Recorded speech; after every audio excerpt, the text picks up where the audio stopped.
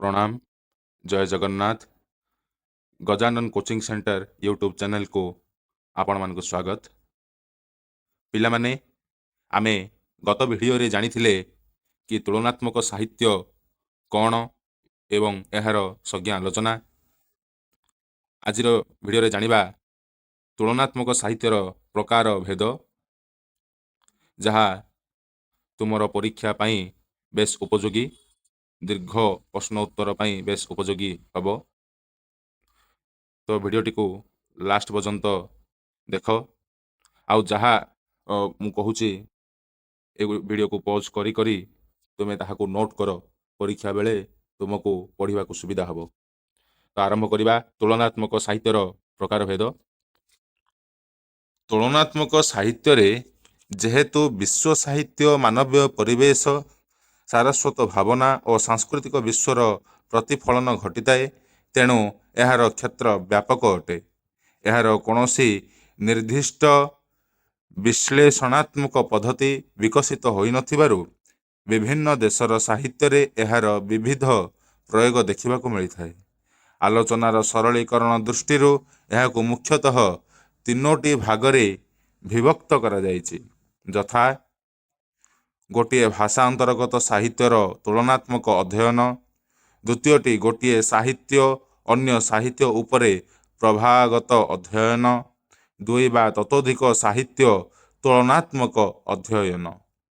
गोटिए भाषा अंतर्गत साहित्यर तुलनात्मक अध्ययन कौन ना गोटिए भाषा रे रचित भिन्न भिन्न साहित्यिक कृति मध्यरे तुलना को एही तुलनात्मक अध्ययन बुझाई थाए। अवश्य यह प्रकृति तुलनात्मक साहित्य नुहे, तथापि आलोचना परिसर को निया जाई थाए। एपरि अध्ययन रे मुख्यतः समकालीन प्रतिष्ठित सृष्टि को विचार करा जाई थाए, यथा दुई जन कवि बा अनेक कविंक साहित्य तुलना। एही पर्याय रे मीराबाईंक सहित तुलसीदास, उपेन्द्र भंजଙ୍କ सह राधानाथ, कबीरଙ୍କ सह गायत्री इत्यादिଙ୍କ तुलना। दुई जुगर तुलना। एही पर्याय रे रीतिजुग सहित आधुनिक जुग, भक्तिकाल सहित रीतिकालर तुलना करा जाई थाए। दुई प्रवृत्ति मध्यरे तुलना। विशेष करी एही पर्याय रे गोटिए भाषा अंतर्गत दुईटी जुगर प्रवृत्ति बा धारार तुलनात्मक अध्ययन को बुझाई थाए।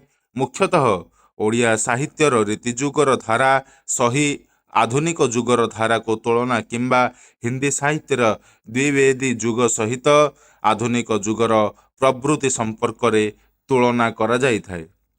गोटिए साहित्यर अन्य साहित्य उपरे प्रभावगत अध्ययन। एही पर्याय रे दुई प्रकार तुलनात्मक दृष्टि आसी थाए, यथा गोटिए भाषाभाषी साहित्य उपरे अन्य भाषाभाषी साहित्यर प्रभाव, गोटिए साहित्यिक व्यक्तिर अन्य साहित्य उपरे प्रभाव, गोटिए भाषाभाषी साहित्यर प्रवृत्ति बा कार्यधारार अन्य साहित्य उपरे प्रभाव, गोटिए भाषाभाषी साहित्य उपरे अन्य भाषाभाषी साहित्यर प्रभाव। विश्वर विभिन्न भाषाभाषी साहित्य दृश्यमान होइथाए। प्रत्येक भाषाभाषी साहित्य उपरे समयानुक्रमे प्रभाव होइथाए। सेही ओडिया भाषार मध्ययुगीय साहित्य उपरे संस्कृत भाषार प्रभाव परिलक्षित होइथाए। ना जेतेबेले तुलनात्मक अध्ययन रे एपरि प्रभाव को लक्ष्य करा जाए। एतद् व्यतीत ओडिया भाषा उपरे द्राविड़ भाषा, इंग्राजी भाषा और जावनिक भाषार मध्य प्रभाव रही अछि। ओडिया रोमांटिक कविता उपरे इंग्राजी रोमांटिक कवितार मध्य प्रभाव रहिछि। ए समस्त प्रभाव को तुलनात्मक साहित्य रे तुलना करा जाई थाए। तापर कौन कहिला ना गोटिए साहित्यिकंक व्यक्तित्वर अन्य साहित्य उपरे प्रभाव।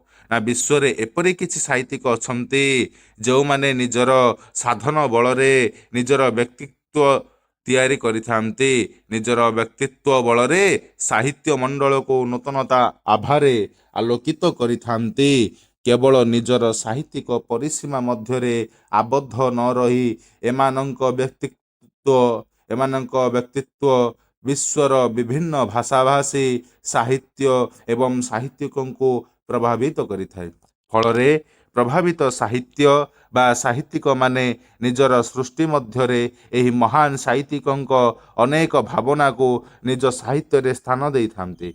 ଯେପରି ଆଧୁନିକ ଓଡ଼ିଆ କବିତା ଉପରେ ବଙ୍ଗଳା କବି ରବୀନ୍ଦ୍ରନାଥ ଠାକୁରଙ୍କ ପ୍ରଭାବ, ଆଧୁନିକ ପ୍ରୟୋଗବାଦୀ କବିତା ଉପରେ ଟି.ଏସ୍. ଇଲିୟଟଙ୍କ ପ୍ରଭାବ ରହିଅଛି। ତୁଳନାତ୍ମକ ସାହିତ୍ୟରେ ଏହି ମହାନ ସ୍ରଷ୍ଟାମାନଙ୍କର ପ୍ରଭାବକୁ ବିଭିନ୍ନ ଦୃଷ୍ଟିକୋଣରୁ ବିଚାର କରାଯାଇଥାଏ। ପୁଣି କୁହାଗଲା ଗୋଟିଏ ଭାଷା ସାହିତ୍ୟର ପ୍ରବୃତ୍ତି ବା କାବ୍ୟଧାରାର ଅନ୍ୟ ସାହିତ୍ୟ ଉପରେ ପ୍ରଭାବ। କ'ଣ କୁହାଗଲା ଏଥିରେ? ଏହି ପର୍ଯ୍ୟାୟରେ ଏକ ନିର୍ଦ୍ଦିଷ୍ଟ କାବ୍ୟଙ୍କ ଧାରାର ପ୍ରଭାବ କିପରି ଅନ୍ୟ ଭାଷାର ସାହିତ୍ୟର କାବ୍ୟିକ ଧାରା ଉପରେ ପ୍ରଭାବ ରହିଛି ତାହା ଆଲୋଚନା କରାଯାଇଥାଏ। ଫଳରେ ମନେ ହୁଏ କେହି କାହାଠାରୁ ଭିନ୍ନ ନୁହନ୍ତି, ଯଦିଓ କିଛିଟା ଭିନ୍ନ ପରିଲକ୍ଷିତ ହୁଏ, କିନ୍ତୁ ଅନେକାଂଶରେ ସମପର୍ଯ୍ୟାୟବାଚୀ ବୋଲି ବିବେଚିତ ହୋଇଥାନ୍ତି। ଯଥା ଦୁଇ ବା ତତୋଧିକ ସାହିତ୍ୟର ତୁଳନାତ୍ମକ ଅଧ୍ୟୟନ। ଏହି ପର୍ଯ୍ୟାୟର ତୁଳନାତ୍ମକ ଅଧ୍ୟୟନକୁ ବିଭିନ୍ନ ଭାଗରେ ବିଭକ୍ତ କରାଯାଇଥାଏ। ପ୍ରଥମଟି ହେଲା ଦୁଇ ସାହିତ୍ୟିକ ମଧ୍ୟରେ ତୁଳନା, ଦୁଇ ବିଶିଷ୍ଟ କୃତି ମଧ୍ୟରେ ତୁଳନା, ଦୁଇ ପ୍ରବୃତ୍ତି ବା ଯୁଗର ତୁଳନା, ଦୁଇ ବା ତହିଁରୁ ଅଧିକ କୃତିର ତୁଳନା, ଦୁଇ ବା ତହିଁରୁ ଅଧିକ ସ୍ରଷ୍ଟାଙ୍କ ମଧ୍ୟରେ ତୁଳନା, ସାହିତ୍ୟିକଙ୍କ ପ୍ରୟୋଗଗତ ତୁଳନା।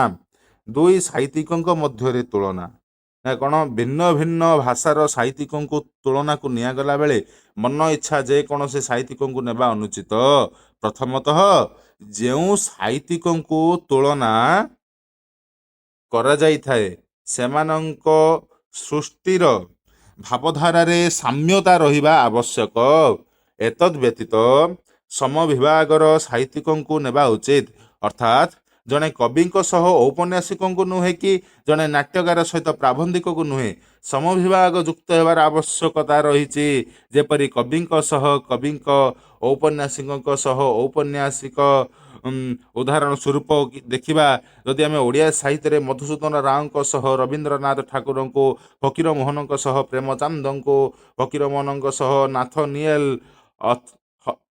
ହଥର୍ଣ୍ଣଙ୍କ ସହ ତାରଶଙ୍କରଙ୍କ ସହ କାହ୍ନୁଚରଣ ମହାନ୍ତିଙ୍କୁ ତୁଳନା କରାଯିବା ଯଥାର୍ଥ ଅଟେ।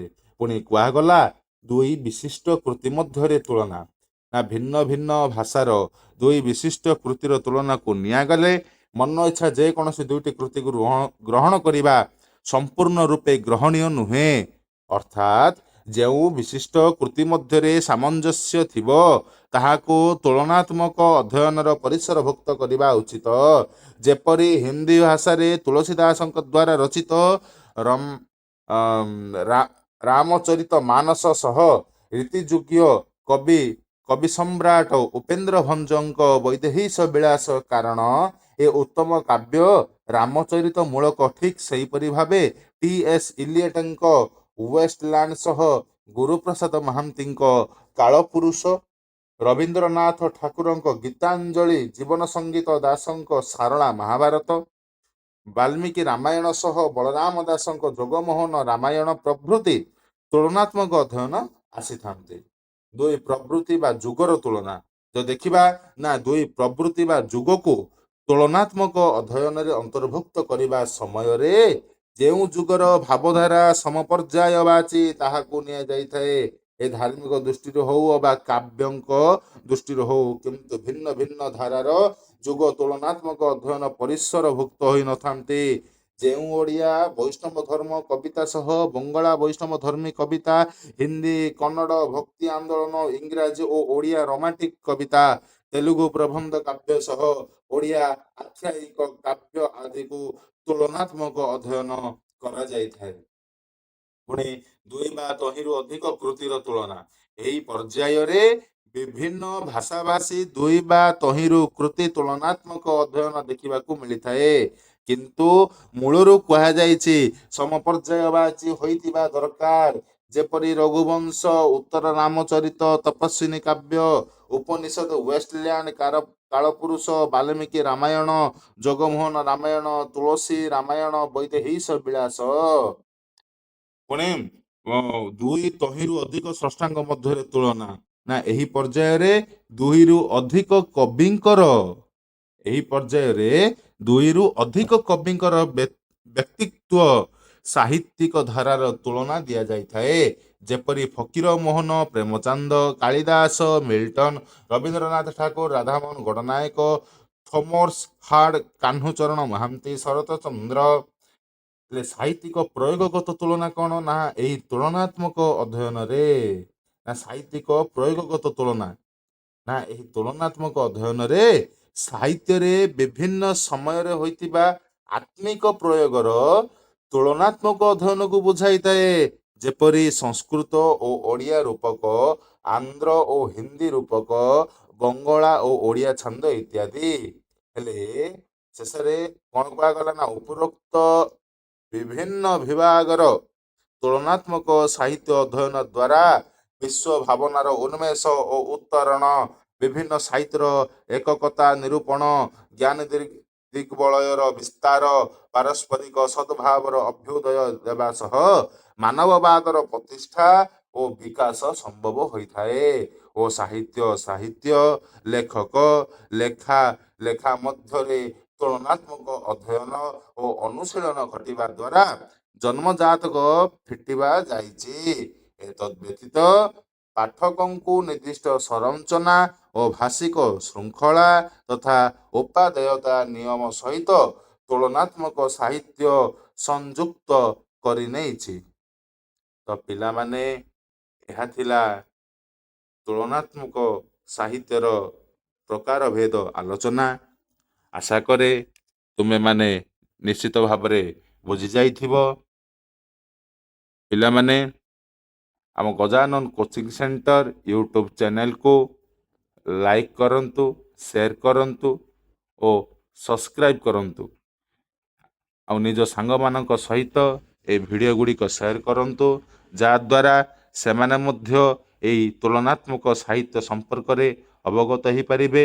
ଏବଂ ତୁମେମାନେ ଆମ ଗଜାନନ କୋଚିଂ ସେଣ୍ଟର ୟୁଟ୍ୟୁବ୍ ଚ୍ୟାନେଲକୁ ସବସ୍କ୍ରାଇବ୍ କରିବା ଦ୍ୱାରା ଆମର ଯାହା ଭିଡ଼ିଓ ଆସିବ ଆଗକୁ, ତାହାର ନୋଟିଫିକେସନ୍ ତୁମମାନଙ୍କ ପାଖରେ ପହଞ୍ଚି ପାରିବ, ତୁମେମାନେ ଦେଖିପାରିବ ଏବଂ ତୁମ ପାଇଁ ବେଶ ଉପଯୋଗୀ ହୋଇପାରିବ।